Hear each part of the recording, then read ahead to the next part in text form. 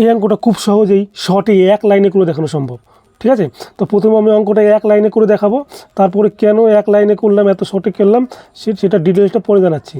ঠিক আছে, তো এখানে বলেছে এ পায় হচ্ছে 855 টাকা। ঠিক আছে, তাহলে আর তাদের অনুপাত বলে মূলধনের অনুপাত বলেছে 30:2 অনুপাত। তাহলে 855টা কার মান? এর মান। তাই এর অনুপাত কত? 3। ঠিক আছে, 3। এবং তার টোটাল কত আছে? এ আর বি মিলে টোটাল পাবে কত? 3 আর 2 যোগ করলে বেরিয়ে যাবে 5 গুণ 5। তার টোটাল পাবে 5 দিয়ে গুণ করলে টোটাল বেরিয়ে গেল। তাহলে কত পাবে? এই জিনিসটা তারা টোটাল পাবে। ঠিক আছে, কখন পাবে? এই টোটাল টাকাটা কী টাকা? এই টোটাল টাকাটা হচ্ছে 5% দান করার পর টাকা। ঠিক আছে, তাহলে এই টোটাল টাকাটার মান কত হবে? 95%। তো 95% দিয়ে ভাগ করে দিতে হবে। ঠিক আছে, ভাগ করবো মানে গুণ 1/95 দিয়ে ভাগ করলাম। ঠিক আছে, এবার ইন্টু এবার মানে কত আমাদের কত বের করতে হবে? আমাদের 100% মান বের করতে হবে। যে তারা তো মোট তারা কত লাভ হচ্ছে, তার মোট মান 100 দিয়ে গুণ করতে হবে। তাহলে এক লাইনে হয়ে গেল এটা। ঠিক আছে, এক লাইনে গুণ করলে 100%। তো এবার এটা কাটাকাটি করলে হয়ে যাবে হচ্ছে 5 দিয়ে কাটলে 19, 5 দিয়ে কাটলে 19, আর 19 দিয়ে যদি এটা কাটি আমি 4 × 76, 76 আর 9 95, 5 × 95, 3 × 15 45। তো উত্তর বেরিয়ে গেল 1500। তো এটা হচ্ছে উত্তর 1500।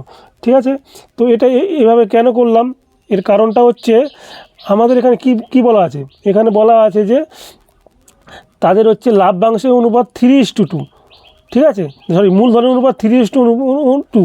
তার মূলধনের অনুপাত যেটা হয় সেটা লাভ্যাংশের অনুপাত হয়।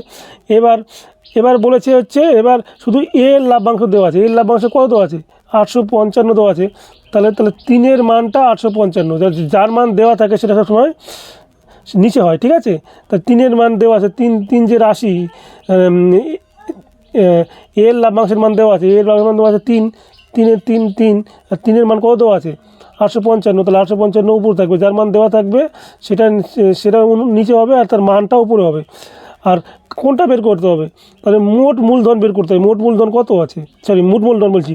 তাহলে মোট লাভের পরিমাণ বের করতে হবে। মোট লাভের পরিমাণ কত?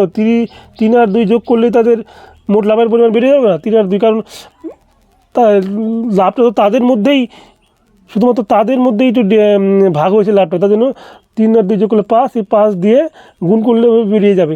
আর এই লাভটা কোন লাভ? এই লাভটা 5% দান করার পর লাভ। তাহলে আর এটাকে তাহলে 5% দান করার পর কত হয় মান? 95% হবে। টোটাল মূলধন 100 হয়, আর 100 দিয়ে গুণ করলে এটা বেরিয়ে গেছে 1500। তো উত্তর হবে 1500।